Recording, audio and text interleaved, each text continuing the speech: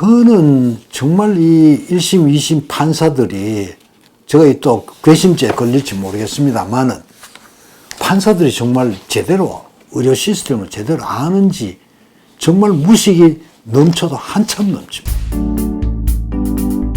요즘 이제 이 실손보험사들이 이제 반격이 시작됐습니다. 제가 이 드릴 얘기가 이제 보면 이 기사를 한번 봤는데 저 깜짝 놀랐습니다. 어떻게 이런 일이 있을까 하는 그런 겁니다. 무슨 얘기고 하면 한 분이 이 암 진단을 받았습니다. 용종을 대장 내시경을 하다가 용종이 그저 조그만한 게 있었습니다. 그저 한 1cm 미만 정도의 용종이 있었는데 그거를 이제 병리과에 보냈으니까 용종이 이제 조직은 다 검사를 하게 돼 있습니다. 그래서 해보니까는 거기에 암이 있었습니다. 그러니까 1cm짜리 용종을 잘라냈는데 거기에 암이 있어서 이제 암 진단이 내린 거죠. 그러니까 이제 당연히 이제 그 환자는 암 진단에 대한 또 치료에 대한 청구비를 냈습니다. 근데 보험사에서는 이거를 야, 그 눈곱만한 게 그게 뭐 암이냐. 암으로 넘어가는 중간이다. 경계성이다. 이러고 그냥 또 지급 거절을 했습니다.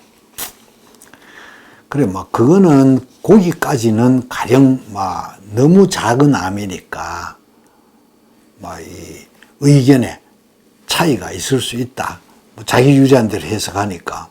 그건 암은 분명히 암인데. 그래서 그 환자가 1심, 2심에서 졌습니다. 패소를 했습니다.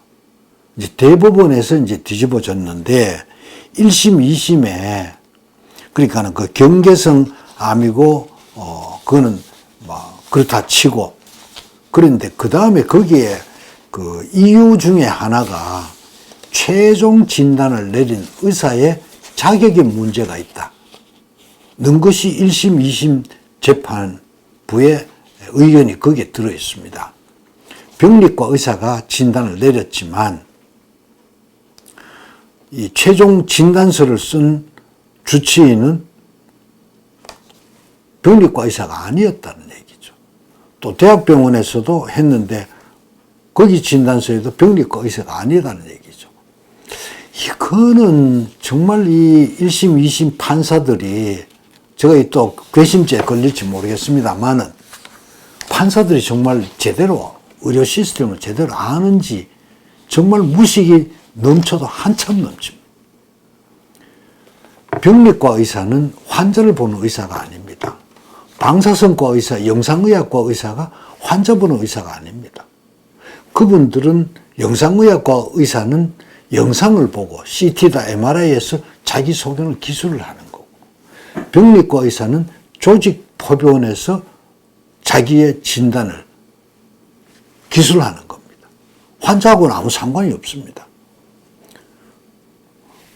의사는 임상을 하는 의사는 그 병리과 의사 혹은 영상의학과의 의사의 소견을 보고 최종 진단을 내리는 거죠.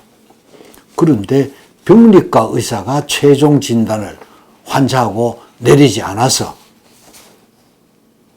진단에 문제가 있다. 라는 거가 1심, 2심에 그 패소한 이유에 들어있다고 그래서 야, 이거는 정말 해도 판사들이 의료 시스템을 몰라도 이렇게까지 무식하냐.